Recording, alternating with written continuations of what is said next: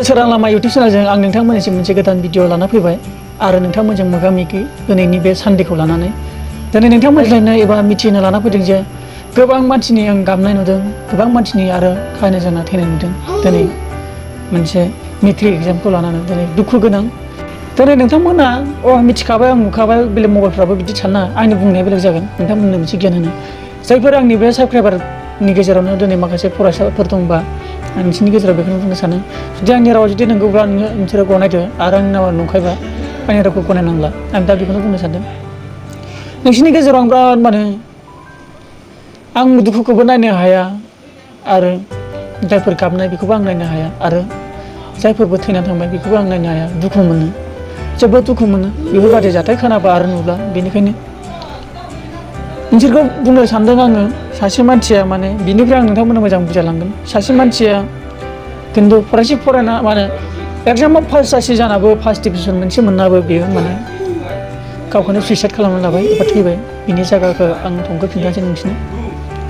जरहाटनि जायगायाव फिलिसा जादों बांगालफुबुरि जानाय जाथाया सासे फरायसा मेट्रिकनि रिजाल्टआव पास जायो आरो 1 डिभिजनबो पास खालामो। नाथाय बेनि मुङा जादों अलंकृता नाथ। अलंकृता नाथ बे हिन्जाव आइजो जागोन। दिनै बिनि साननायावबा मा दंमोन, दिनै टप 1आव थांनो गोसो दंमोन दां, नाथाय बेफोरबायदि बे मिजिंजों दिनै फार्स्ट इयार मोनसेयावबो दिनै बेखौ गोजोनना लासै दिनै बियो एसे दुखुजों थैबाय होननानै आं सानो आरो।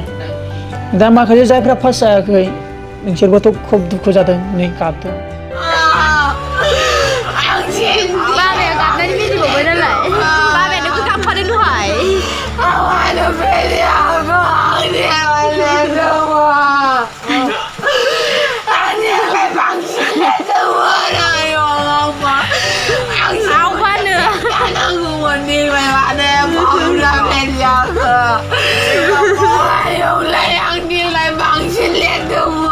नाथाय बिसोरनि गाबनायखौ आं नुना आंबो गोसोआ थानो हायैलाय आं मोनसे गियान होनो सानदों।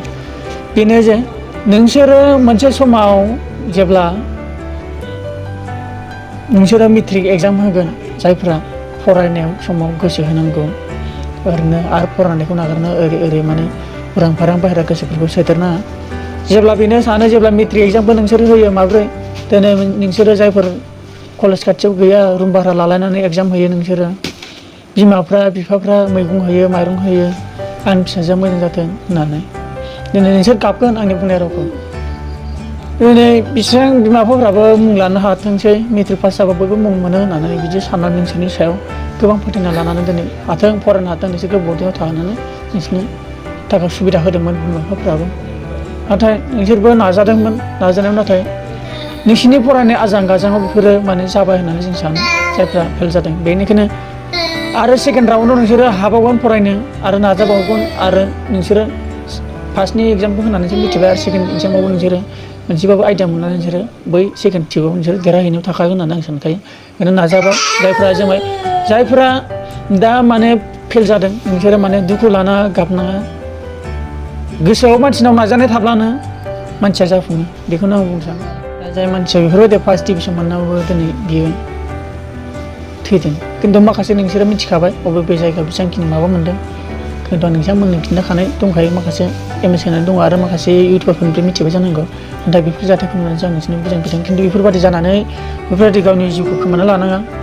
सानसेल' नङा फरायनाया, फरायलांबाय थानो हायो आरो गाव गोसो होबानो हाखायो। बेखायनो दुखु लानाङा, नाजाबाव, बेखौनो आं नोंसोरनिसिम मोजाङै फोरमायो। आरो गाबबाय थानायजों खुनु मैल' फैया, बेनिखायनो गाबनायखौ बन्द' खालाम आरो खुसियाव था आरो नाजाबाव। बेखौनो बुंनानै माबा मोनसे गोरोन्थि जादोंबा नोंसिनिफ्राय निमाहा बिबाय आरो नोंसोर मोजां मोनदोंबा आंनि बुंनायाव आरो सापर्ट होयोब्ला आं नोंसिनि थाखाय आरो मोनसे गियान होनो हाबावगोन।